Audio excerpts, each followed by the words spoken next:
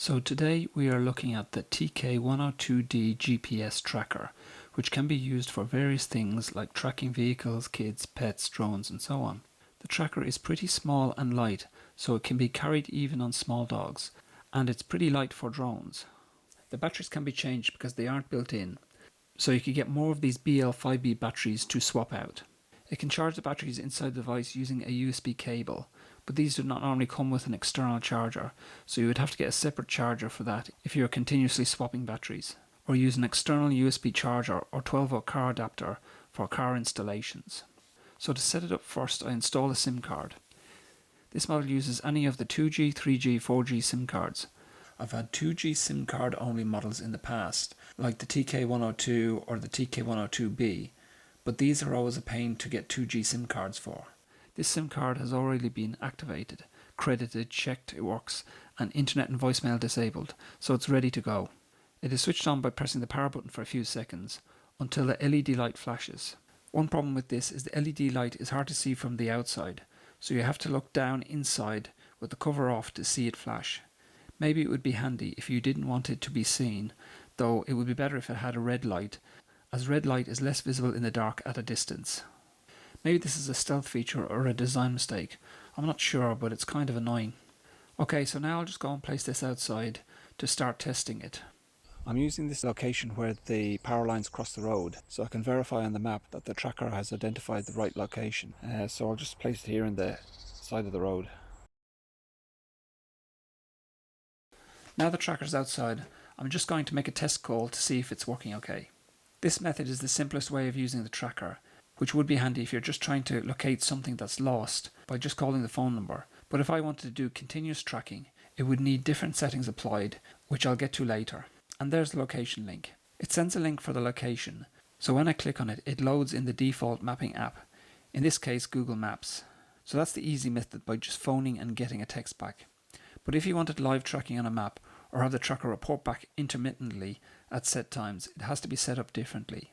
So I'll give a brief description how to set this up, which may be useful to you. There are various sites for registering your tracker, but one free one I like to use is GPS Trace, as it offers free accounts for registering tracker units. You can also get GPS Trace apps for Android and iPhone. First I created an account there, then I logged in and I created a new unit.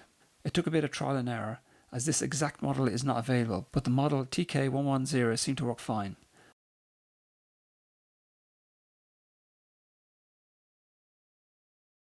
I then entered the ID which was printed on the device.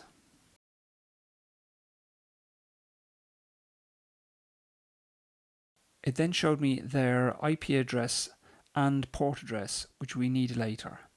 The APN or access point name is also required for the tracker to connect to the mobile network's internet connection.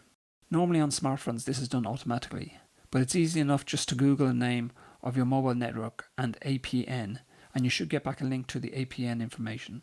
Mine is Like a Mobile, so I searched Like a Mobile APN and then got back the APN and also the username and password, which were also required. Now while the tracker is powered on, send a text message to the tracker, APN 123456. 123456 is the default password for the tracker, but that can be changed if you like.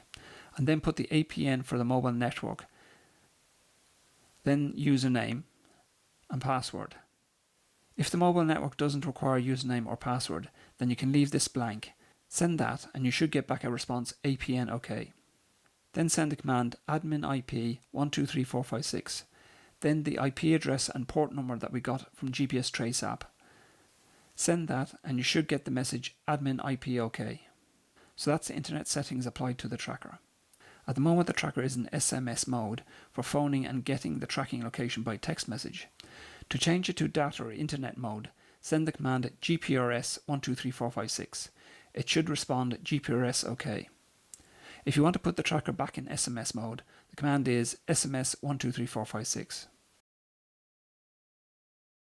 Now the tracker won't send any location data unless it's told to.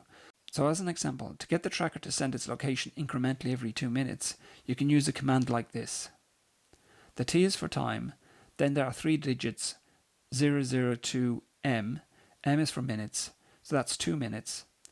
The next 3 digits is for the number of times it will send the location, 010N, means it will send it 10 times then stop. And 123456 is the password. See, there are no spaces in this command. So when you send this command, it'll wait first 2 minutes, then send the location, then wait another 2 minutes, then send the location, and so on for 10 minutes. Another example is shown here, where the time is 030S. S is for seconds.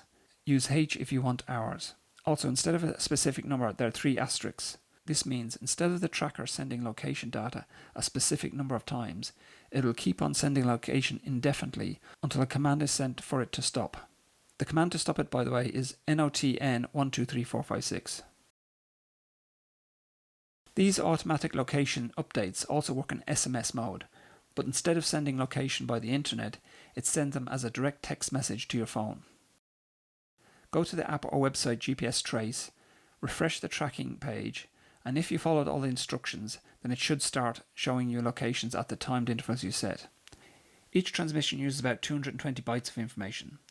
That works out at about 4,500 location transmissions per megabyte of data. The tracker seems to work well. The visibility of the LED may be a problem, and setting it to run on the internet for continuous tracking involved more steps. But at least the SMS mode was easy to use and worked straight out of the box. Well, that's it for this video. I haven't covered everything like geofencing, alarms, speed alerts, as the video would get too long. But if you like these short version videos, just click like or subscribe below. So thanks for watching, and I'll see you in the next one.